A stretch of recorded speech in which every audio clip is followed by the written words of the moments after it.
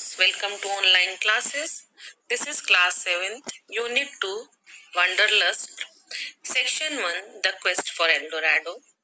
This is presentation 7, part 2.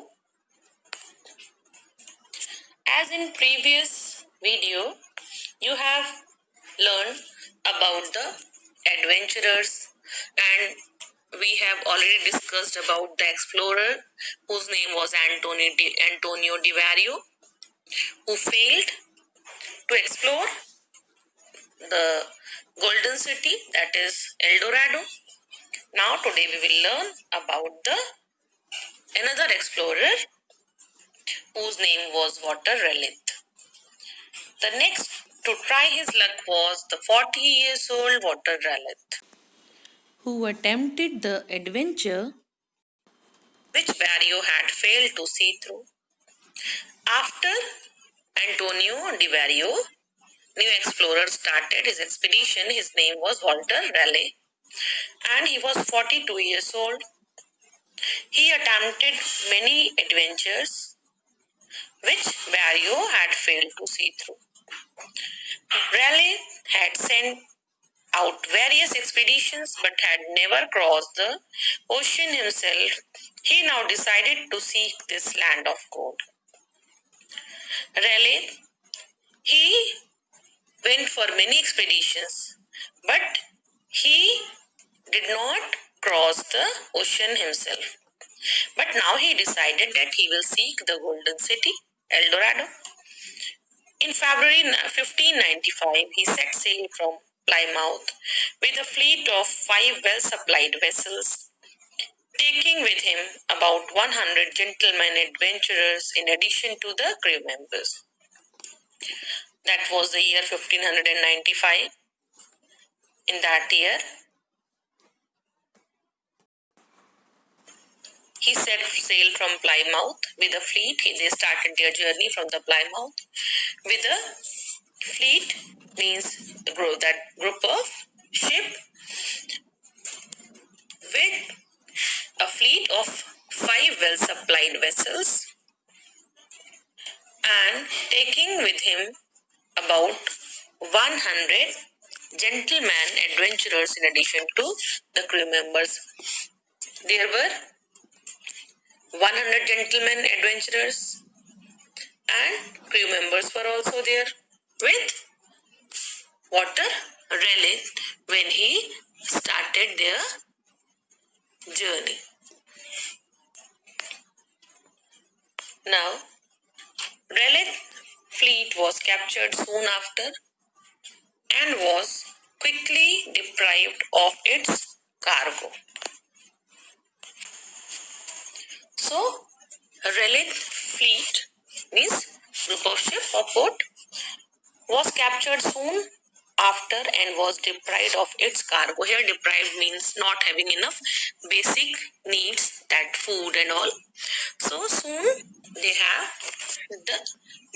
suffered with the lack of the basic needs. But about 2 months later, Raleigh sighted the hills of Trinidad. After 2 months, they reached to the city, to the place, and he saw the hills of Trinidad. His eyes rested for the first time on the shores of that new world in which he had so long taken. After 2 months, Raleigh saw the hills of Trinidad, means they reached there, and first time he saw the shores, and it seemed that it was a new world. Here, new world means Earth's western hemisphere. Here they are talking about western hemisphere, specifically the Americas. So here that place was looking like new world for Raleigh, in which he had so long taken a keen interest, and he was very interested after seeing that place. Governor Barrio here treated Raleigh with every courtesy means politeness, talking freely about his expedition and giving Raleigh a good deal of very useful information. Here, Barrio met with Raleigh, means Raleigh reached to this place. Here, who was the governor? Barrio, where he was now he reached to the place, means island Trinidad. Here, Barrio gave many information about the way how they will reach. Raleigh learned that his ships could not be taken up to Orinoco. Here, Orinoco was one of the longest river in South America. He told that you cannot take your ship up to that river, Orinoco, because there was sandbanks and its mouth and its dangerous channels. He told about that sandbanks are there, so your ship will not sail there. He therefore felt it necessary to leave the ship or at Trinidad, so he left all his ship at Trinidad and crossed the mainland in the boats and he had brought with him. Now, what he did? He left the ships at Trinidad and crossed the mainland in the boats. Now he took the boats so that they could cross the river. 100 men were chosen for the journey while the others were left to guard the fleet. An old galley, a barge, a shipboat and 2 wherries carried them along with a young native pilot who was familiar with the coast. So, he left the ship. Now 100 men were chosen. He chose 100 men for his journey and rest were there at Trinidad only because they had to take care of the ships also. An old galley, a barge, a shipboat and 2 wherries carried them along with a young native pilot who was familiar with the coast. These all are the kinds of ship. Here you can see the pictures also, galley, wherries, ship's boat, barge, etc. So, these all are the various kinds of seafaring vessels.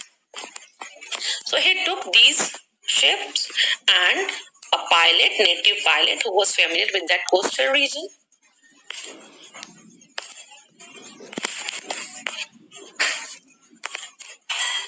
But stormy weather hindered the voyagers and they were glad enough to enter one of the mouth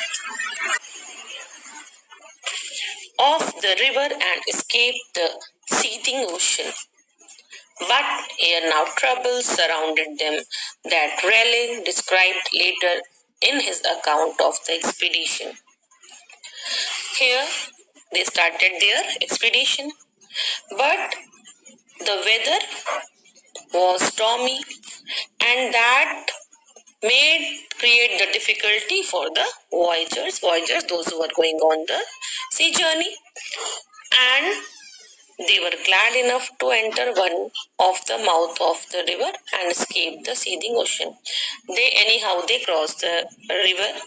They reached to the sea area, and that time the sea was looking like that it was boiling due to the foam.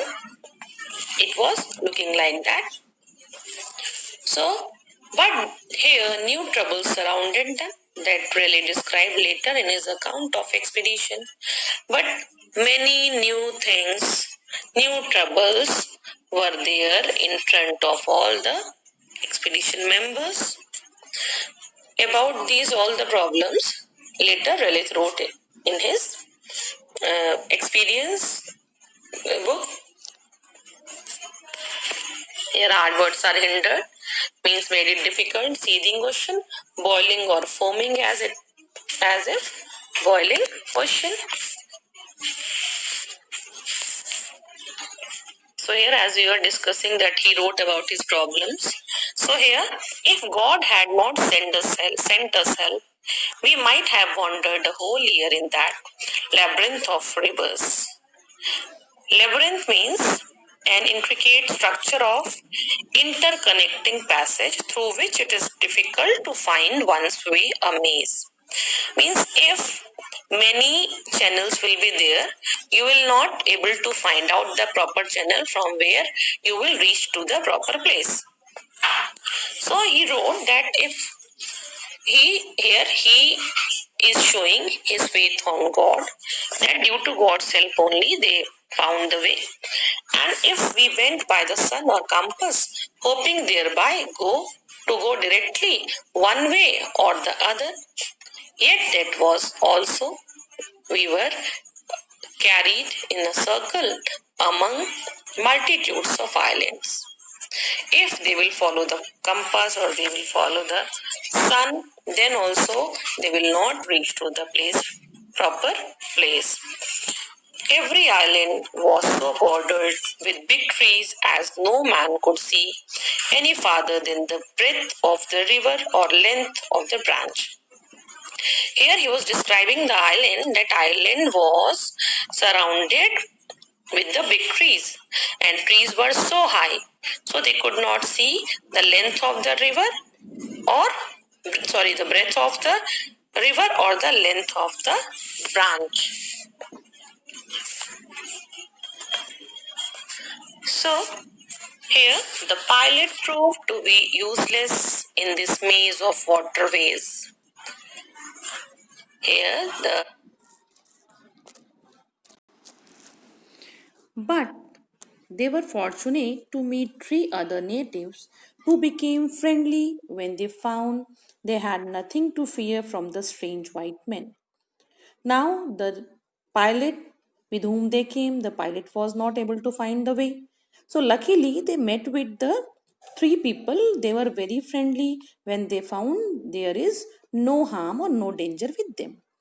One of them was an old man who knew the river thoroughly.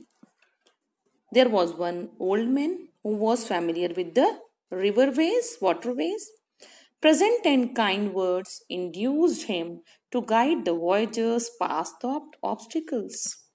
So, the three persons were there who helped the voyagers to remove all the obstacles, all the problems from their way. and they will remove the problems whatever they have in their way. Here, resting that night on a little knoll, a knoll means a small hill or mount, on the wooded bank of the stream, they were off again early the next morning. That day, they took the rest on that river bank, and next morning again, they started their expedition. The river was still swift and violent, and the banks were so crowded with the trees and high reeds. Here, reeds means a tall, slender leaf plant of a grass family which grows in water or on marshy ground. So, here he was describing about the place where they reached. That river was swift and violent, high reeds were there, that they could not land and were almost stifled from the closeness of the air. Here, Raleigh is describing the scene of the river bank where they were, and the banks were so crowded with trees and high reeds that they could not. So, the reeds were very tall and that they could not land. Due to the reeds, they could not land there and were almost stifled from the closeness of the air. Means they were not able to breathe properly due to the closeness of the air. So, you read the story up to here. This was the second part of the story. This story will continue again